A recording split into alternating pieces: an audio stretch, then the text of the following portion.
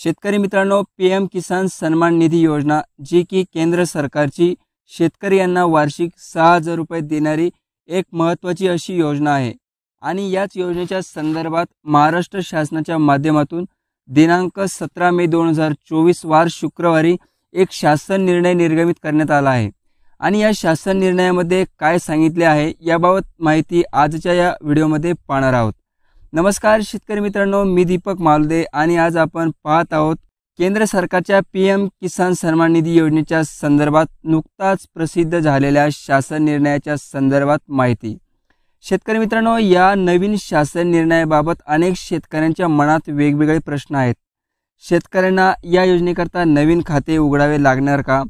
नेमका या शासन निर्णयाचा उद्देश काय आहे?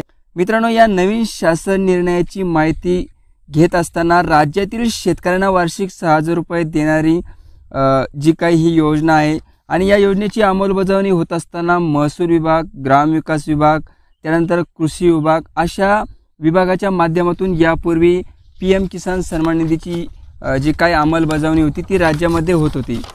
परंतु आता या योजनेची अंमलबजावणी जलद गतीने करण्यासाठी कृषी विभागाच्या माध्यमातून ही योजना सध्या राबविल्या जात आहे आणि याच अनुषंगाने प्रत्येक जिल्ह्यातील कृषी अधीक्षकांच्या नावे अकाउंट उघडण्याची मंजुरी या जीआरच्या माध्यमातून देण्यात आलेली आहे।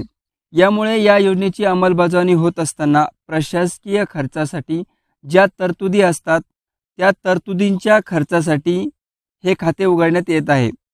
मित्रांनो, यामध्ये 34 जिल्ह्यातील 34 कृषी अधीक्षकांच्या नावे ही नवीन खाते उघडण्यात येतील व संपूर्ण राज्यासाठी एक राष्ट्रीयकृत खाते अशा स्वरूपात ही खाते उघडली जाणार आहे आणि एकूण जवळपास 35 खाते उघडण्यात येणार आहे आणि त्या खाते उघडण्याच्या संदर्भातच मंजुरी या शासन निर्णयाच्या माध्यमातून मिळालेली आहे।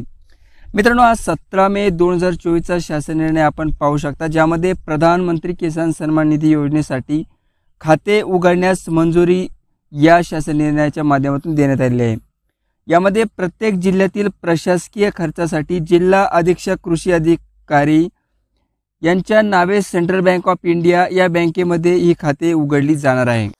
त्याचप्रमाणे शेतकरी मित्रांनो, पीएम किसान सन्मान निधी योजनेचे नियम व अटींच्या आधारे जे लाभार्थी या योजनेकरता अपात्र केले जातात अशा अपात्र व्यक्तींकडून वसुली केलेली रक्कम जमा करण्यासाठी संपूर्ण राज्याकरता एक स्वतंत्र खाते देखील उघडले जाणार आहे।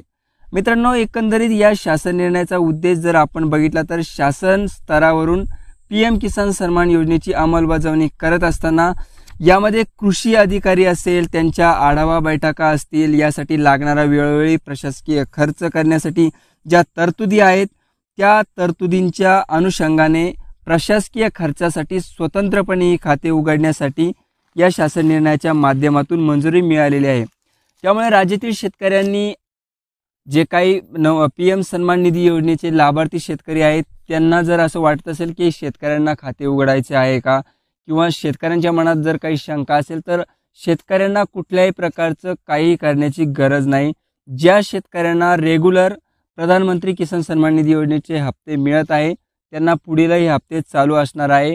हा विषय प्रशासकीय खर्चाचा आहे जो की कृषी अधिकारी कार्यालयाचा, कृषी अधीक्षक कार्यालयाचा विषय आहे। त्यामुळे शेतकऱ्यांनी या जीआरकडे बघत असताना आपल्याला शेतकऱ्याला काही करण्याची गरज यामध्ये नसणार आहे। तर शेतकरी मित्रांनो, उपयुक्त अपडेट्ससह आज आलो होतो।